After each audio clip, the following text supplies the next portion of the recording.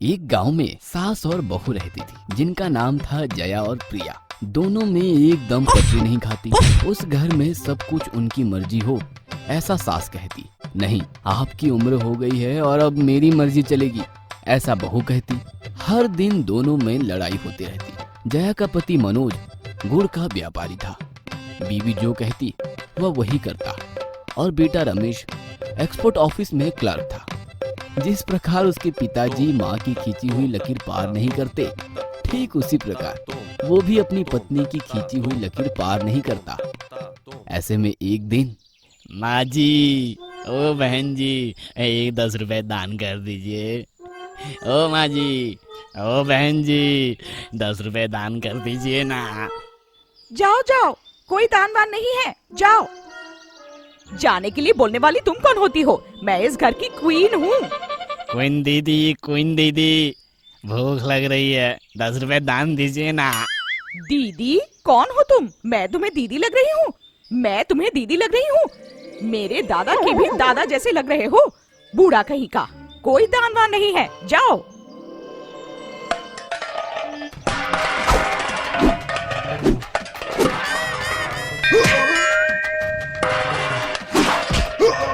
इनके झगड़े की वजह से दिमाग खराब हो गया है?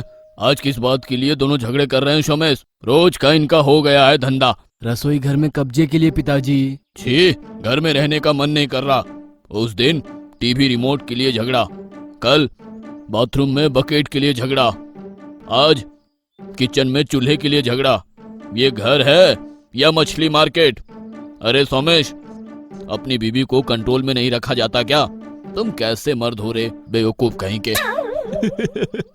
मुर्गी से मुर्गी का बच्चा ही निकलता है, कौवे का बच्चा नहीं निकलता पिताजी। ऊपर से बाहर आपको सभी लोग क्या कहते हैं? स्त्रीवश। स्त्रीवश? इसका क्या मतलब होता है रे? मतलब जोरू का गुलाम है। आज मैं दिखाता हूँ कि मैं कौन हूँ, देखता हूँ इनके झगड़े को। ऐसा कहते हुए मनोज किचन में बहुत ही गुस्से से गया। सास और बहू में किचन को लेकर झगड़ा और बढ़ गया। मैं महान हूँ। इस बार दोनों मारपीट तक उतर आई। मनोज और सोमेश ऑफिस ना जाकर किसी भी तरह वे लोग इस झगड़े को रोकने का निर्णय लिए। मनोज उस गांव के प्रेसिडेंट तिवारी जी को बुलाकर लाया। अरे कभी ध्यान नहीं दिया, सोमेश के गाल पर तिल है। गाल पर तिल है मतलब तकदीर वाला है रे तू। एक ना एक दिन करोड़पति बनोगे। वो तिल नहीं है प्रेसिडेंट जी, गाल पर मच्छर के बैठने से मेरी बहू करछी से मारने की कोशिश की। क्या मच्छर मर गया? मच्छर तो उड़ गया लेकिन निशान रह गया। अच्छा ठीक है, वो तो आप लोग मुझे क्यों बुलाए? वे लोग सारी बातें तिवारी जी को बताकर उनसे न्याय की मांग किए। हर घर की कहानी अब ट्रेंडिंग में है रे। हर जगह सास बहू के बीच झगड़े। मैं दोनों का वर्जन सुनकर फाइनल महान कौन है डिसाइड करूंगा। मेरी जजमेंट फाइनल है। इसे ना मानकर यदि फिर से लड़ोगे तो तुम दोनों को घर से बाहर निकालकर तुम्हारे पतियों की दूसरी शादी करवाऊंगा, देख लेना। प्रेसिडेंट जी, मैं बड़ी हूँ और ऊपर से सास भी हूँ और इस घर की क्वीन भी हूँ। किचन पर मेरा हक है। बड़ी हो इसलिए रिटायर हो जाओ सासू माँ।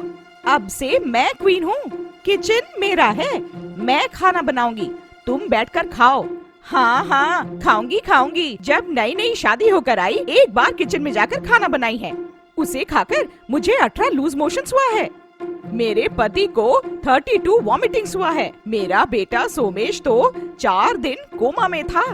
तुम्हारा खाना वाना हमें नहीं चाहिए रे बाबा। हाँ, उस वक्त नया ट्राई करने की वजह से फेल हुआ है। इतनी डेंजरस खाना बनाने की कोशिश की बहू? पपीता और चिकन मिलाकर बनाई हूँ अंकल। सुनने में ही अजीब लग रहा है। थू। दुनिया में कोई भी पपीता और चिकन मिलाकर नहीं बनाएगा, इस पपीता चेहरे वाली के सिवा।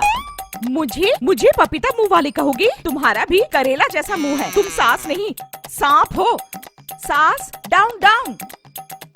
बहुएं ग्रेट। बहुएं डाउन। सास ग्रेट। चुप हो जाओ, पहले दोनों अपनी मुंह बंद करो। सास महान है या बहू महान है, आज फैसला हो ही जाएगा। बताओ सास महान क्यों है और कैसे है? कई साल पहले तब इस पृथ्वी पर कोई सुविधाएं नहीं थी। Mixer, grinder, TV, phone, handbag, nail polish, यहाँ तक कि माचिस और सुई की भी आविष्कार नहीं हुई थी उन दिनों। एक गांव में सास और बहू रहती थी। सास के लिए ही बहू जान से भी प्यारी है। बहू को बहुत प्यार से देखती थी। पर उस गांव की एक समस्या थी। गर्मी के मौसम में घर के कुओं में पानी सूख जाता था। सभी लोग गांव से बाहर तालाब से पानी लाते थे। उस गांव के कोने में ताल के पेड़ पर एक भूत रहती थी। हमेशा आग की तरह तपती रहती थी। उसकी गर्मी एक तरफ और दूसरी ओर गर्मी के मौसम का धूप। हर रोज पानी के लिए उतना दूर जाकर भूत के पास से आए हुए गर्म हवाओं के कारण बहू का चेहरा पूरा काला पड़ गया था। बेचारी बहू का सुंदर सा चेहरा काले रंग में बदल जाने के कारण सासू माँ बहुत दुखी हुई। एक दिन जाकर उस भूत के साथ झगड़ा करने लगी। अरे ओ चुड़ैल, तुम्हारी वजह से मेरी बहू पूरी काली हो गई है। बेचारी, मैं उसकी तकलीफ नहीं देख पा रही हूँ। अगर तुम चाहो तो मुझे काले रंग में बदल दो, मेरी बहू को छोड़ दो। मैं चुड़ैल हूँ। मुझसे गर्मी, रोशनी, हवा आती है।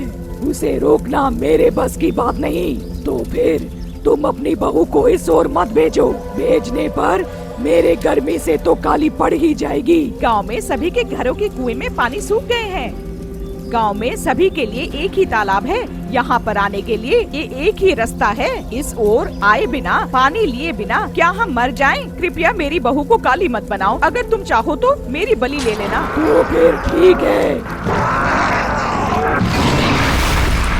इस प्रकार वो चुड़ैल सासू माँ को निकलकर छतरी की सृष्टि की है। तब से बहू आराम से छाता लेकर पानी लाती थी। फिर से पहले की तरह गोरी हो गई है। इस प्रकार एक सास अपनी बहू की फेयरनेस के लिए प्राण त्याग करने की वजह से छाता नामक एक वस्तु की सृष्टि हुई है। दैट इज सासू माँ। इसीलिए सास ग्रेट। बाप रे, क्या ये सही है? तो फिर सास सच में ग्रेट है जया। ऑल सास जिंदाबाद। बकवास। तिवारी जी, मेरी बताई हुई कहानी भी सुनिए, तब जाकर बताइए कि कौन महान है। मेरी सास जो कहानी बताई है, सेम उसी टाइम में, उसी गांव में, उसी घर के पास में एक और सास बहू रहती थी। ये सासू माँ मेरी सास जैसी नहीं, बहुत अच्छी थी। बहू को गांव के उस पार तालाब से पानी लाने के लिए न भेजकर वो खुद जाती थी। पर ये सास बहुत ही समझदारी से उस चुड़ैल की गर्म हवाएं चेहरे पर न लगे, इसलिए चेहरे को अपनी साड़ी की आंचल से ढककर सर पर पानी का मटका रखकर आती थी। लेकिन बेचारी, उस चुड़ैल की गर्म हवाओं के कारण जमीन पर घास जलकर राख हो गई है। रेत आग की तरह तपने लगती थी। उतना गर्म जमीन पर चलकर जाने की वजह से बेचारी सासू माँ के पाँव में छाले पड़ गए। उस दर्द को कम करने के लिए वो अच्छी बहू रात भर जागकर सासू माँ के पाँव के छालों पर मक्खन लगाकर पाँव दबाती थी। इतने में एक दिन उस चुड़ैल की वजह से मेरी माँ जैसी सासू माँ के पाँव से खून निकल रही है। इस समस्या का कारण मैं ही हूँ, इसलिए इसका समाधान मैं ही करूँगी। इस प्रकार वो बहू अंधेरे में गुस्से से चुड़ैल के पास जाकर, अरे ओ चुड़ैल, तुम्हारी वजह से मेरी सासू माँ के पाँव जलकर खून निकल रहे हैं। अगर तुम चाहो तो मेरी बलि ले लो। मेरी सासू माँ को छोड़ दो। मेरी सासू माँ को कुछ नहीं होना है। तुम्हारी अपनी सासू माँ के ऊपर प्यार देखकर मुझे अच्छा लगा है। सच में तुम महान बहू हो। इस प्रकार उस बहू का बलि लेकर चप्पल की सृष्टि की है। इस प्रकार उस दिन वो बहू अपने सास के ऊपर प्यार से की गई त्याग की वजह से ही इस पृथ्वी पर चप्पल की सृष्टि हुई है। दैट इज बहू। इसलिए बहू ग्रेट। बाप रे, इसका मतलब बहू भी ग्रेट है। प्रिया, बहुए जिंदाबाद। आपका फैसला तो बेकार है। अगर दोनों ग्रेट है तो किचन क्वीन कौन है सर फिर? हाँ, कौन है किचन क्वीन? आप जजमेंट कीजिए। वेरी कॉम्प्लिकेटेड केस है रे बाबा। देखो जया, तुम इस घर में बहू बनकर आई थी, अब सास बनी हो। उसी प्रकार प्रिया बेटी, तुम अब इस घर की बहू हो। कल तुम्हारा एक बेटा होगा, तब उसकी शादी होने से तुम भी सास बनोगी। सो आज की बहुएं कल की सास है, इसलिए दोनों ग्रेट। ये कैसा जजमेंट है? बहुएं ग्रेड करके बोलिए, वरना आपको पपीता चिकन खिलाकर मार डालूंगी। ऐसा मत करना बेटी। ये देखो, इस कॉइन को लो।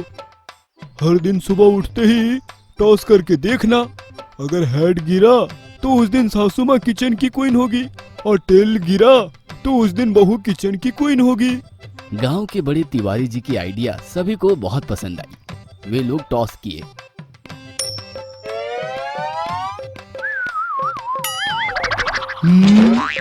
ये कैसा ट्विस्ट है रे बाबा।